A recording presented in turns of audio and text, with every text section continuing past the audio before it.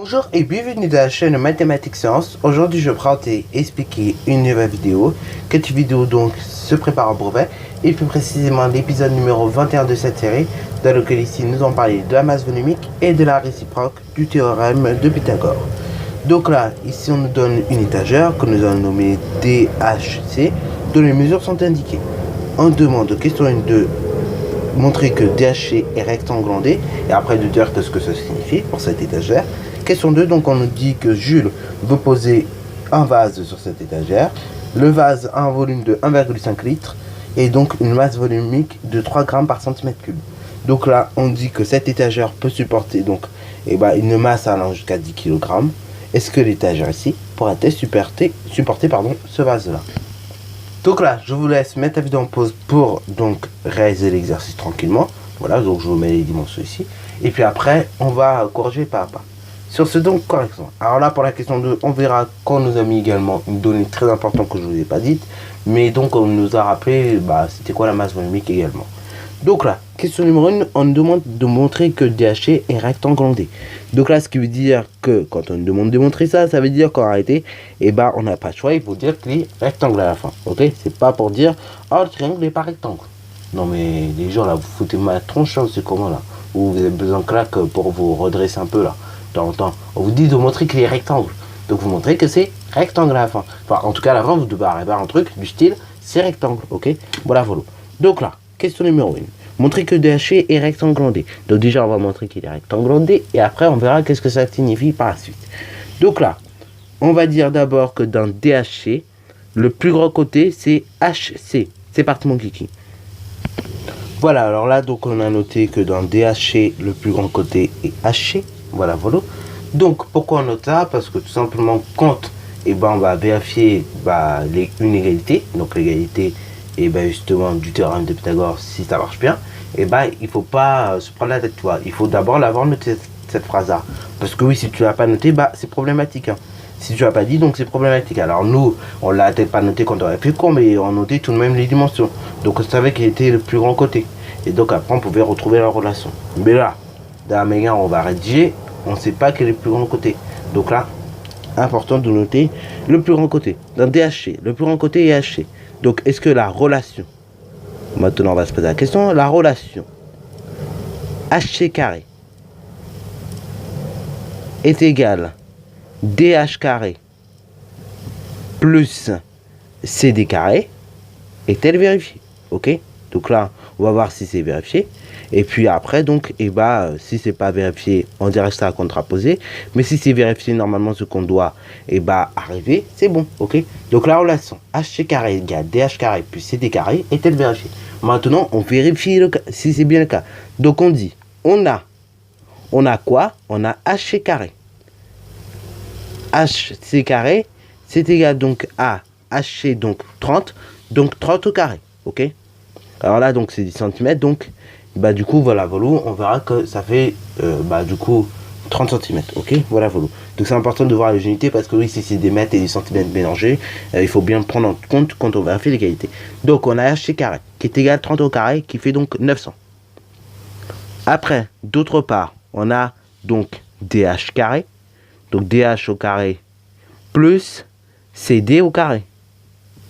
Ce qui font donc DH 18 au carré plus HC, enfin CD pardon, 24 au carré.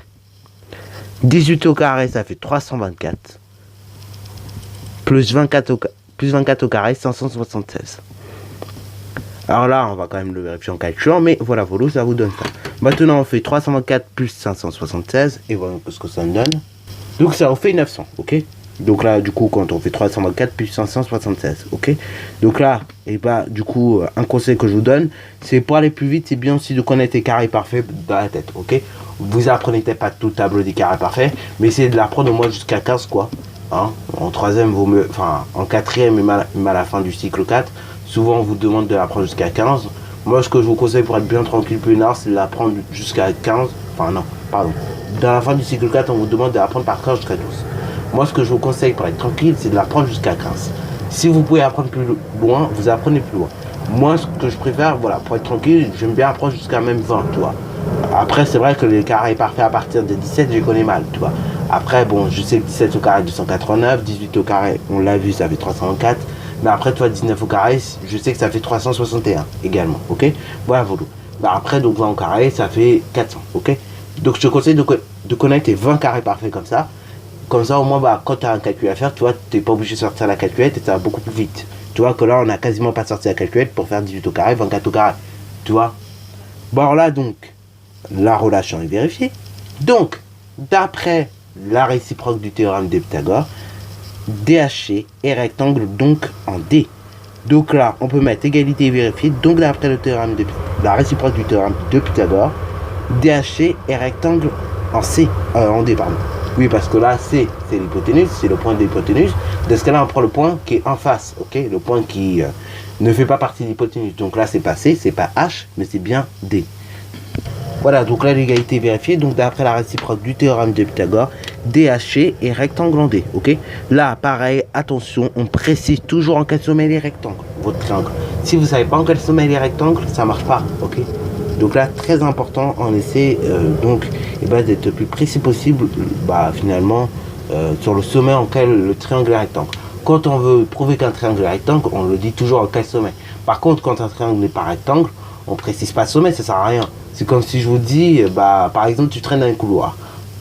Donc on demande, est-ce que c'est un élève de quelle classe? C'est un élève de quelle classe qui traîne dans les couloirs? Tu dis, il y a deux solutions. Et soit tu dis, c'est un élève de 4e 3, ou soit tu dis, c'est un élève de 4e. Bon, là pareil, il faut être plus précis possible, c'est un élève de 4e 3. Donc là, si c'est un élève de 4e 3, tu sais, il y a qui dans la 4e 3. Par contre, si tu dis c'est un élève de 4e, tu vois, les 4e, il y a beaucoup de 4e, donc c'est pas assez précis, tu vois. Par contre, est-ce que les 4e, ils sont pas dans les couloirs? Là, tu sais que c'est bon, c'est tous les 4e qui sont pas dans les couloirs. Par contre, si on te dit, c'est pas un élève de 4e 3 qui est dans les couloirs, là, tu vois, ça fait moins précis, tu vois. Donc, voilà, c'est pareil, donc pour le triangle rectangle. Il faut toujours préciser en quel sommet un triangle est rectangle, parce que sinon, ça marche pas. Alors, deuxième chose, on me demandait de dire qu'est-ce que ça signifie. Finalement, dire que l'étagère est rectangle en D, comme on peut le voir ici, en fait, ça signifie de dire si elle est bien verticale. Oui, alors là, je voudrais me dire, mais comment tu sais verticale, horizontale? Moi, je me casse toujours la tête pour savoir. Alors, en réalité, vous prenez l'exemple d'une plage. Une plage, quand vous regardez sur l'horizon, ok? Donc, l'horizon, vous savez, c'est comme ça. Dans ce cas-là, la verticale, c'est toujours comme ça, ok? Voilà. Donc, du coup, vous pensez à l'horizon, comme ça. Et de ce cas-là, vertical, forcément, c'est comme ça, ok? Dans ce cas-là, ça signifie donc que l'étagère est bien verticale au mur, ok? Bon, maintenant, deuxième chose, on nous dit que je dois poser sur cette étagère un vase, ok? Le vase, il a pour volume 1,5 litres et une masse volumique de 3 grammes par centimètre cube. Dans ce cas-là, on nous demande si l'étagère peut-elle supporter ce vase. Alors là, oulala, vous allez dire, messieurs, compliqué ton affaire encore, je ne comprends rien. Bon, en réalité, c'est pas si compliqué que ça.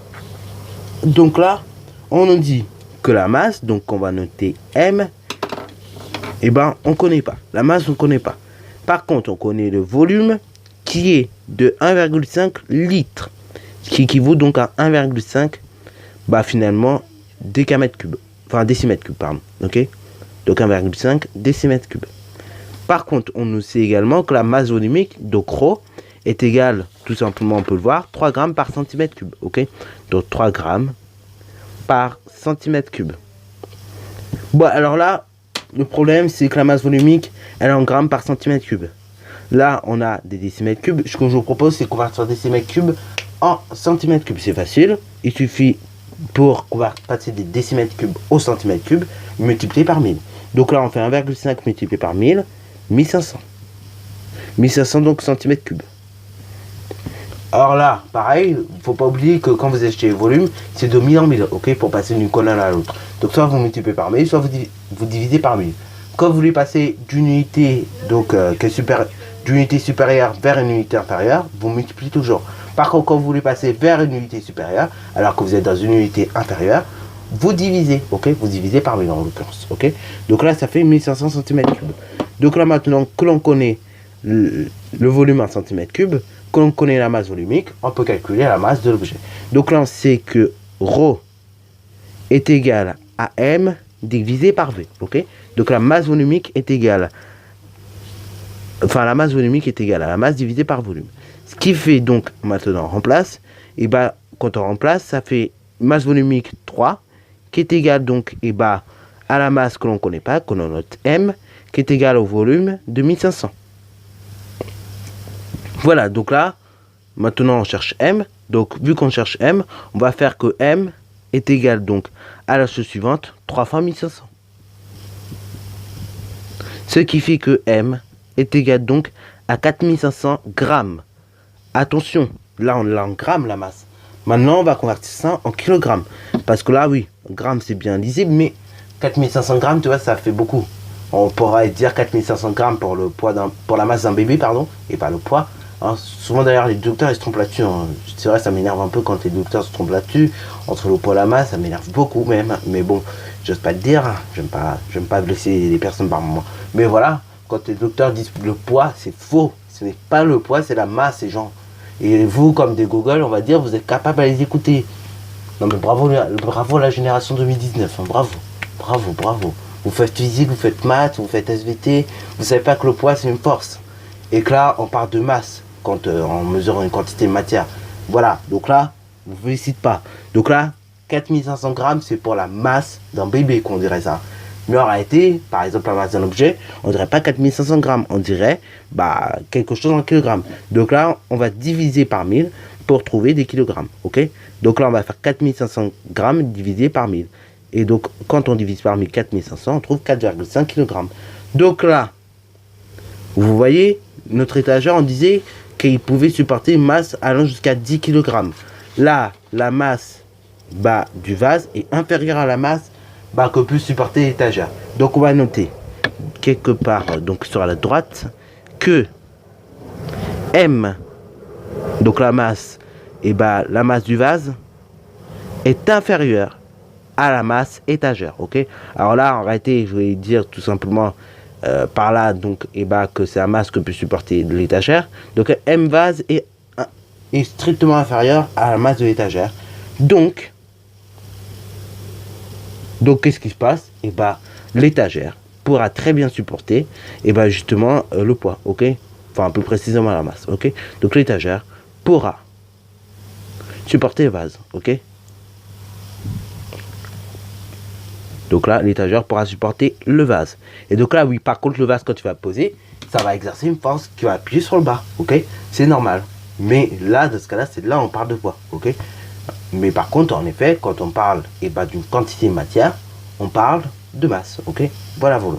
Bon, voilà, voilà. Sur ce, donc, la vidéo est terminée. Si tu as bien aimé, comme d'habitude, n'hésite pas à la liker, commenter, et puis bonne récit à toi en mathématiques et en sciences.